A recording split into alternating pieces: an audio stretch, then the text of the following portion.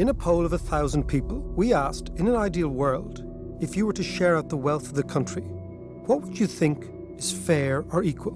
And it's kind of what you'd expect. The richest 20% would have a little bit more. And at the other end, the poorest 20%, well, they'd have a little bit less. And then we asked, how do you think the wealth of the country is actually shared? And unsurprisingly, yes, you thought it was unequal. You thought the wealthiest 20% would have almost 60% of the country's wealth. And the poorest 20%, well, they just have 11%. So that's how unfair you think Ireland is. But do you want to see the reality? You believe the wealth gap in Ireland is bad, but it's worse than you think. So again, this is what we would like it to be. And this is how bad we think it is. And this is the reality of wealth in Ireland. The richest 20% own 73% of the country's wealth.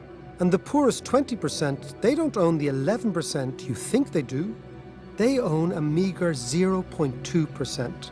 And if you look closer, the top 5%, well, they own almost twice as much as the entire squeezed middle 60% have.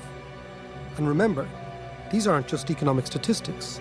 These are people, real lives.